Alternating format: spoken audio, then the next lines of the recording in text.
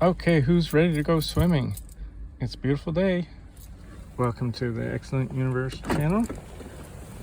All about making the excellent universe good for you so you can have an excellent life. Good, healthy, safe, clean. And we do a lot of different videos. Today I want to do a little bit about overcrowding and freedom. And I drive for Uber and Lyft. Yeah, I'm sometimes a ride-share driver, but I'm getting out of it because I don't want to continue polluting so much.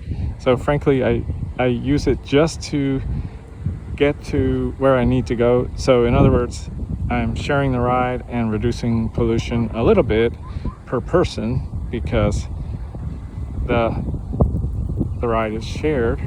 So I use it to get to work and earn just a little bit of money for the gas, and hopefully I'll get an electric vehicle like an electric scooter, and I recommend that kind of thing for everyone.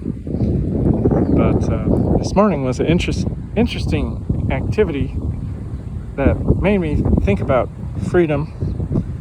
And the United States loves to think, oh, we're the land of the free, home of the brave, and we do have more freedoms than other places. But the more people we get, the more restrictions are reasonable. For example, what happened this morning, I was on my way to work. I was going to give a ride, but the person was smoking a cigarette. First of all, you can't smoke inside the ride, not allowed to be in the vehicle with a cigarette. So what did he do? He threw the cigarette on the ground, stepped on it as he walked toward my car, and I was a little bit surprised, and I said, hey, you can't do that. It's not legal to throw a cigarette on the ground. He said, what? And I said, it is illegal to throw a cigarette on the ground like that. If you want a ride, you can pick it up and dispose of it properly. And he said, that's okay. And he canceled the ride right there. And that was fine with me because I didn't have to give a ride to that criminal behavior kind of guy. And but now, why would I care? Especially you smokers that are polluting, and yes, you're breaking the law many times, throwing away your cigarettes into the environment, and also smoking in public areas where it's not legal. But frankly, you don't care too much about your own health, so why are you going to care about other people and the health of, say, the plants and animals that are going to come in contact with your maybe still smoking discarded cigarette? Obviously you don't care, so the rest of us have to limit your freedom to poison us. Do you understand that? You're poisoning yourself, you're poisoning other plants and animals, and it's illegal, so it's criminal behavior, but you don't care, obviously. So we need to take steps and try what we can to discourage this kind of activity. Now, if we didn't have many people on the planet, like 1,000 years ago, much fewer people. There's another criminal on a skateboard obstructing traffic, doesn't care about regular rules, might get injured. He could be killed with riding his skateboard in traffic without even paying much attention. This is a perfect example of the kind of person they're not thinking straight, and it just happens. People are born because the way DNA combines from the mother and father, and the basic copy errors and the caused by reproduction. Each child is unique and different. Even if they look the same with identical twins, they're not exactly the same. There are slight differences, and it doesn't matter. They're different than their parents, absolutely. And so you have maybe 1 in 10 people born. There's something not quite right with them. They don't learn super well. They make a lot of mistakes, and they end up a lot of times doing criminal behavior. And so as we grow the population, we have more and more of these people, and 1 in 10, that's 10%. And we've got, we're headed toward 10 billion people. We need to reduce our population down to about 1 billion to have a sustainable, comfortable planet. 1 billion or less. The fewer people we have, the cheaper everything is going to be. The land. Look at this. This is incredibly overpopulated. I like to just show images. I'll say hello. Hi, folks. Please like, thumbs up, and subscribe, comment, and watch the other videos. You're going to learn what you need to know, not what you might agree with, but what you need to know. I'm a professional educator. If I say anything about finances and money, it's not financial advice, because it's required that a registered, certified, licensed financial advisor only give financial advice. So it's for entertainment, educational purposes only. So anyway, all this construction, boats and everything, polluting the environment and making it where normally there would be turtles and seals and other fish. It's just human beings, and we're creating a more toxic environment with all our chemicals in the water and in the land, which ends up in our food, and also which other animals and plants are also poisoned by, and our health is declining. It's going down. We're not as healthy as people in the past, and a lot of it has to do with vehicles and sitting around, not walking. But that's another topic. So getting back to the cigarettes, that also ends up in the water and poisons the fish and the plants and animals in the water. And then if you eat seafood, or if you ever drink water, chemicals are going to be in the water. So that's not good. Seafood or in the rivers, whatever. Wherever the cigarettes end up, there's some down there, cigarette butts right there. And so, as I said, the more people we have, the more there need to be restrictions. And frankly, people out there giving tickets, it causes problems and costs money. And the closer you get to everybody, the more crowded, then you can't play music because you're annoying somebody. Definitely can't smoke. And we run out of natural materials, so we make man-made materials like plastic bags, and then suddenly the plastic bags cause us trouble. So all of these problems that we try to solve with overpopulation, which we have, the solution to the problem causes other problems. I don't know if you can see the trash, a whole bag floating right there in the ocean. This is our ocean, folks.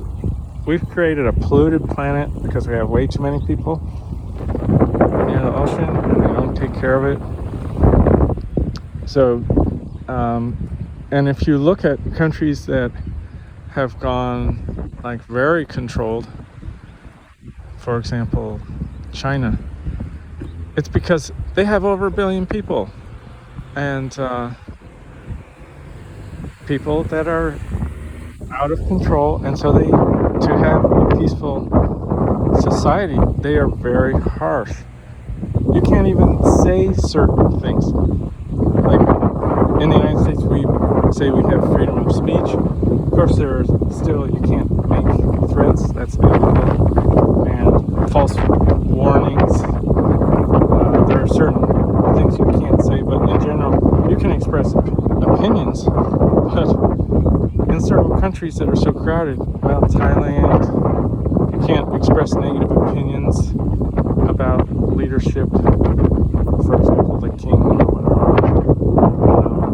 And there are other countries where you can't say certain things, so they don't have the same freedom of speech. From our perspective, it seems insane.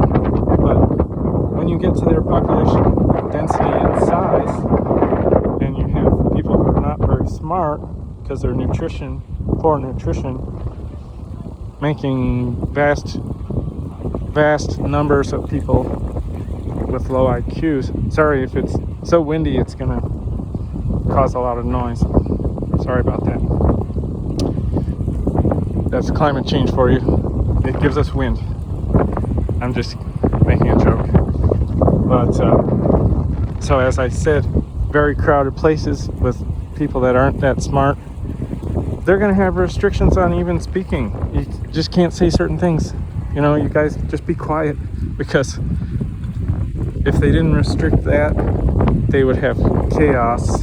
And any sort of false reports, they have to be very strict about, because people will irrationally react to false reports, and they maybe are too believing, too easily tricked and convinced.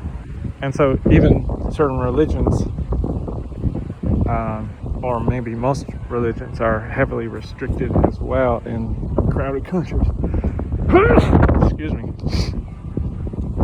And from our perspective, it seems insane, seems so nuts. But as we get crowded, there are more and more restrictions. For example, 100 years ago in the United States, children didn't have to go to high school. They could work on the farm. They could be driving vehicles around. There weren't that many, but they could. There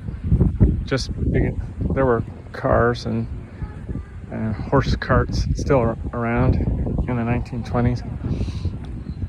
And so children had a lot more freedom. They were getting more exercise and not having the problems of obesity. And as I said, didn't even have to go to high school. Farm work didn't really require that much education. And frankly, it was mostly on the job. Once you learn to read and write, then you're good to go. But these days, we're so crowded together. You got these terrible high-rises in the polluted, traffic-filled cities. If you didn't force children to go to high school, well, they would need a job, and I guess people didn't like that and didn't like children running around, especially when telephones took over their main jobs, which was message delivery.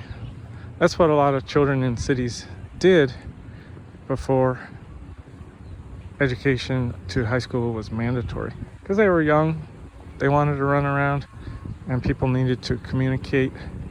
And it was, you could say, a golden age, although they did certainly have diseases. And so things have improved, but then went too far, and we've restricted freedom so much. So you think that we have a country of freedom, but if you're a child, try to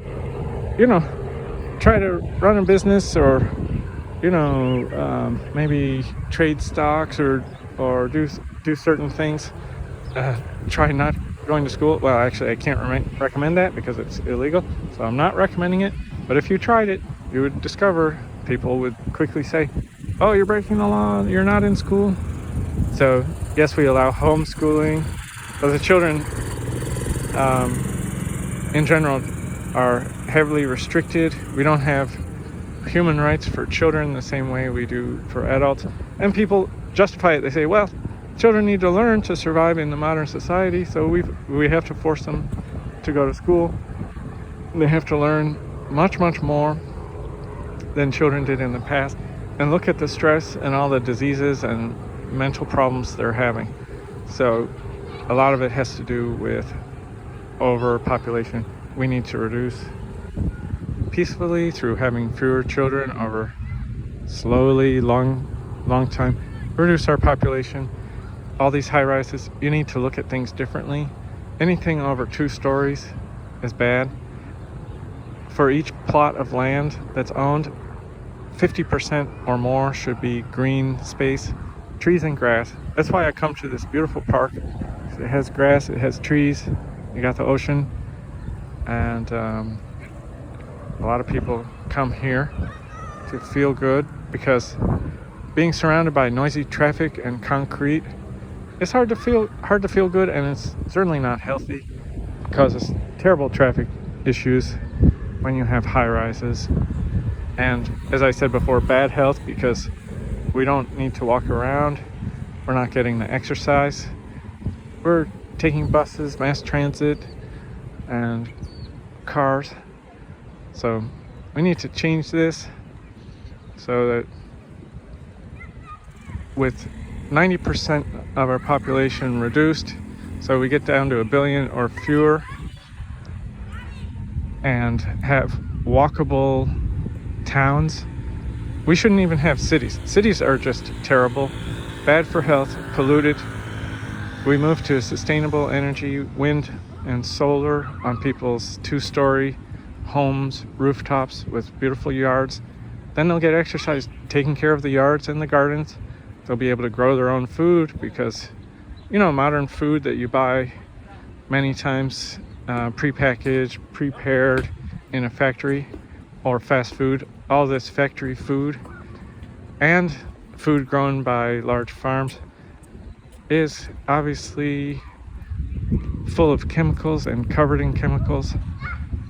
Even the organic, I hate to tell you this and you might be shocked, organic food also uses chemical pesticides, and they're natural chemicals, naturally derived chemicals that are still poisonous and may be even more poisonous than the other chemical pesticides from factories. So the man-made, natural, I should say natural pesticides can be even worse for you than man-made. And yes, people are certified as organic, but it doesn't really mean healthy. But if you have a reasonable planet with 50% of the living space where you live is a place you could have a garden and grow food, you can grow natural food without chemicals, and hopefully as we move to electric vehicles, then the air won't be as polluted. And the cigarette smokers, yes, we need to enforce our laws so that they're also not polluting the earth and the ground where you're growing things, and the water that you drink, and the water you put on your plants and crops. So anyway, these are positive changes we need to make, and you better think about it. Get away from all this high rise. So if you work in government, education, actually whoever your friends are, wherever you work, you can support a reduction of all of these problems, starting with population reduction slowly, naturally, over time. Obviously, we don't want any crimes or disasters to do it, but we are making progress. So look up, chin up, and thank you very much. Please thumbs up, like, and subscribe, and share these videos so other people can hurry along the progress toward a more excellent universe. Thank you very much. Bye now.